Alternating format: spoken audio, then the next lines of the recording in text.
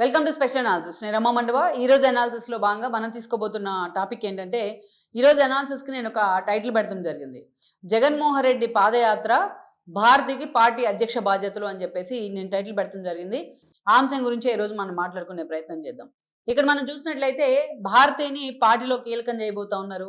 అవసరమైతే భారతికి పూర్తి స్థాయిలో ఆమెను పార్టీలోకి తీసుకొచ్చి అధ్యక్ష బాధ్యతలు ఇస్తారు. అవసరమైతే ఆమెని కడప ఎంపీగా చేయిస్తారు, పోటీ చేయిస్తారు. జమ్ములమడుగు ఎమ్మెల్యేగా పోటీ చేస్తారు. ఈ వార్తలు మనం చాలా రోజుల నుంచి వింటూ వచ్చాం. ఈ వార్తలు చాలా రోజులుగా ఆ పార్టీ కూడా ప్రచారంలోకి తీసుకొచ్చింది.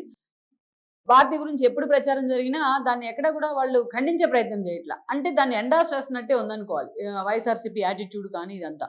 ఇలాంటి సందర్భంలో ఈరోజు నిజంగానే భారతీయకి కీలక బాధ్యతలు ఇచ్చేందుకు జగన్మోహన్ రెడ్డి సిద్ధమవుతున్నారు అనేది ఆ పార్టీ నేతలే చర్చించుకుంటా ఉన్నారు. ఎందుకు చర్చించుకుంటా ఉన్నారు అంటే, ఈరోజు జగన్మోహన్ రెడ్డి పాదయాత్ర అని ఎప్పుడైతే అనౌన్స్ చేశారో, ఈసారి మహాపాదయాత్ర చేయబోతున్నాను అని చెప్పి జగన్మోహన్ రెడ్డి చెప్పడం జరిగింది. ఈ గతానికంటే భిన్నంగా ఈసారి 5,000 కిలోమీటర్లు తాను పాదయాత్ర చేస్తానని చెప్తా ఉన్నారు జగన్మోహన్ రెడ్డి. ఆల్మోస్ట్ 3 ఏళ్ల పాటు ఒక సుదీర్ఘ పాదయాత్ర చేశాను. దగ్గర దగ్గర 2.5 ఏళ్ళు. 2.5 ఏళ్ల పాటు ఒక సుదీర్ఘ పాదయాత్ర చేస్తాను నేను. సుదీర్ఘ పాదయాత్రలో ప్రతిరోజు చంద్రబాబు నాయుడికి చుక్కలు చూపిస్తాను, ఆయన సినిమా చూపిస్తాను. మీరు అలా కళ్ళు మూసుకొని ఇలా కళ్ళు తెరిచేలోపు మనం అధికారంలోకి వచ్చేస్తామని చెప్తున్నాడు ఆయన.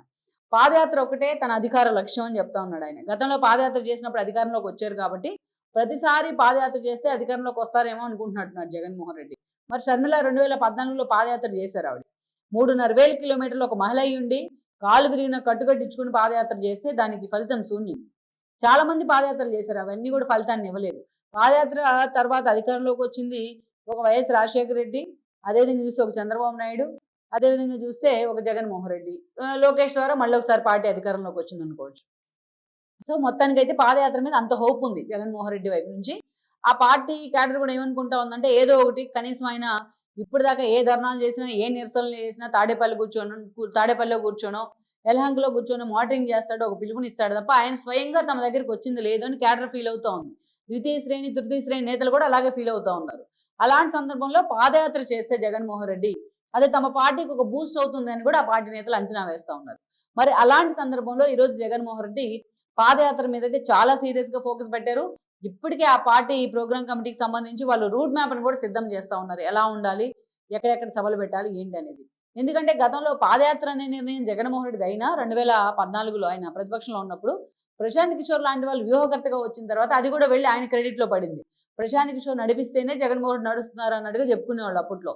కాకుంటే అతను నడిపించకపోయినా, అతను స్ట్రాటజీస్ ఇవ్వకపోయినా, బట్ చాలా విషయాల్లో జగన్మోహన్ రెడ్డిని వెన్నంటే ఉండేవాడు ఆయన.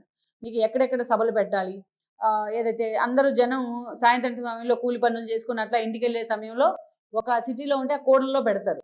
ఆ కూడల దగ్గర అందరూ ఆబ్వియస్లీ అక్కడ ఆగిపోతారు. మొత్తం వాళ్ళ మీడియా కెమెరాలో 10 మంది వచ్చినా కూడా ఒక 100 మంది వచ్చినట్టు గ్రాఫిక్స్లో చూపించేవాడు. అలా డిఫరెంట్గా ప్లాన్ చేసేవాళ్ళు అనమాట. ఈ స్ట్రాటజీస్ అన్ని, దిక్కుమాల స్ట్రాటజీస్ అన్ని ప్రశాంత్ కిషోర్ నుంచి వచ్చినవే, కాదనడానికి లేదు మనం. సో అలా జగన్మోహన్ రెడ్డికి ఒక హైప్ ఇచ్చే ప్రయత్నం జరిగింది. అయితే ఈసారి ఆ టీం లేదు జగన్మోహన్ రెడ్డికి. తన ప్రతిరోజు తను మాట్లాడే అంశాలను ఎవరు డిసైడ్ చేయాలి, అయితే ఏ డైలాగులని మీడియా ముందు ఉంచాలి, ఎలాంటి డైలాగ్. తను గతంలో మనం చూస్తే కొన్ని భలే ఉండే డైలాగ్స్ జగన్మోహన్ రెడ్డికి. నేనున్నాను, నేను విన్నాను, మాట తప్పను, మడమ తిప్పను, ఇలాంటి డైలాగులన్నీ వచ్చాడు అప్పుడు. విలువలు, విశ్వసనీయత, అలాంటి ఈసారి ఆ డైలాగ్స్ కాయిన్ చేసేవాళ్ళు లేరు ఆ పార్టీలో. ఆ స్క్రిప్ట్ రైటర్స్ వెళ్ళిపోయినారు, అప్పుడున్న టీము లేదు, మీడియాలో కూడా అప్పుడున్న టీము లేదు. అయితే మాత్రం ఈసారి ఎంతో ధీమాగా పాదయాత్ర మీద అయితే మాత్రం జగన్మోహన్ రెడ్డి 100కి 200% హోప్స్ పెట్టుకున్నాడు, తాను తిరిగి సీఎం అవుతాను అని. ఆ పార్టీ క్యాడర్ కూడా అదే ఇల్యూజన్లో ఉందనుకుందాం. మరి జగన్మోహన్ రెడ్డి ఇంత సుదీర్ఘ పాదయాత్ర చేస్తే మరి పార్టీని పర్సూ చేసేది ఎవరు? గతంలో మనం చూసాం. పర్సూ చేయడానికి పార్టీని ఈయన జైల్లో ఉంటే విజయమ్మ గౌరవ అధ్యక్షులుగా ఉన్నారు. ఆవిడకి ఏం తెలియకపోయినా శోభానాగరెడ్డి లాంటి వాళ్ళు, సుచిత్ర లాంటి వాళ్ళు వెనకుండా నడిపించేవాళ్ళు. సుబ్బారెడ్డి పైపోయిన విషయాలన్నీ చూసుకుంటూ ఉండేవాళ్ళు, మేకపాటి కానీ సుబ్బారెడ్డి కానీ. ఈసారి మనం చూస్తే ఆ సెంటిమెంట్ లేదు తనకు, ఆ పార్టీకి మదర్ సెంటిమెంట్ లేదు. తనే సెల్ఫ్ గోల్ వేసుకున్నాడు, ఆవిడ బయటికి ధర్మేశారు. చెల్లి సెంటిమెంట్ లేదు, ఆవిడని బయటికి ధర్మేసి ఆవిడ క్యారెక్టర్ అసోసియేషన్ చేస్తూ ఉన్నారు. వీళ్ళు లేకపోయినా విజయసాయి రెడ్డి బయటకు వచ్చిన తర్వాత జగన్మోహన్ రెడ్డి పాదయాత్రలో ఉంటే మొత్తం పార్టీని అంతా ఆయనే పర్సూ చేసుకునేవాళ్ళు. పార్టీకి అన్ని విధాలా ఆయన నిలబడ్డారు క్యాడర్ కోసం. ఈరోజు ఆ విజయసాయి రెడ్డిని వదులుకున్నారు. ఆ రోజు ప్రభాకర్ రెడ్డి లాంటి వాళ్ళు, వేమిరెడ్డి లాంటి వాళ్ళు ఆ పార్టీ కోసం ఆర్థికంగా అండదండలు అందించారు. ఒక మాగుంట, ఒక వేమిరెడ్డి, ఒక మేకపాటి, వాళ్ళు ముగ్గురు ఈరోజు జగన్మోహన్ రెడ్డితో లేరు. సో చూడండి, ఇన్ని మైనస్లు ఉన్నాయి జగన్మోహన్ రెడ్డి ఈరోజు పాదయాత్ర మొదలు పెడదాము అంటే. సరే, తాను ఇవన్నీ పక్కన పెడదాం, తాను వీటన్నిటిని చూసుకోవడానికి సజ్జలా ఉన్నారు, ఏదో తెలుసో తెలియకో ఏదో చూసుకుంటాడు అనుకుందాం. ఇవన్నీ పక్కన పెడితే ఈరోజు ఆ పార్టీని పూర్తి స్థాయిలో ఎవరి చేతుల్లో పెట్టి వెళ్ళాలి? అప్పుడంటే తన అమ్మ తనకు వెన్నుపోటు పొడిచే అవకాశం లేదు, తను మోసం చేసే అవకాశం లేదు, తన డైరెక్షన్లోనే ఆమె పనిచేస్తుంది. మరి ఈసారి జగన్మోహన్ రెడ్డి పాదయాత్రకు వెళ్తే పార్టీని ఎవరు పర్సూ చేస్తారు? ఈరోజు సజ్జలాకి పార్టీ బాధ్యతలు అప్పగించే ధైర్యం కానీ ఆ సాహసం కానీ జగన్మోహన్ చేయరు తెలిసి. మరి ఎవరు చూడాలి? పెద్దిరెడ్డి ఈరోజు టచ్ మీ నాట్ అన్నట్టు ఉన్నారు జగన్మోహన్ రెడ్డితో. ఎప్పుడెప్పుడు తమకు అవకాశం వస్తే బీజేపీలోకి వెళ్దామా అని ఆ తండ్రి కొడుకులు ఇద్దరు ఎదురు చూస్తూ ఉన్నారు. మరి ఇంకెవరికి అప్పగించాలి? తల్లి చెల్లి లేరు. సో ఒకే ఒక ఆప్షన్ ఈరోజు జగన్మోహన్ రెడ్డికి భారతినే కనిపిస్తూ ఉన్నారు. భారతి ఇప్పటిదాకా ఆమె అతడి సైన్యం అన్నట్టు పనిచేశారు జగన్మోహన్ రెడ్డి కోసం. ఆయన జైలుకి వెళ్ళినప్పుడు ఆ మీడియా బాధ్యత స్వీకరించారు. ఆయన కొన్ని ఇండస్ట్రీస్ ఉన్నాయి, ఆ బాధ్యతలు కూడా స్వీకరించారు ఆవిడ. అప్పటి నుంచి సక్సెస్ఫుల్గా దాన్ని నడిపిస్తూనే ఉన్నారు.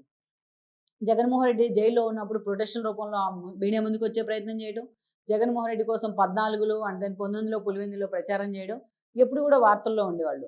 పైకి ఎప్పుడు ఆన్ స్క్రీన్ కనిపించకపోయినా బ్యాక్ అండ్ ఎప్పుడు జగన్మోహన్ రెడ్డి కోసం ఆ స్థాయిలోనే ఆమె పనిచేస్తూ వచ్చేవాళ్ళు.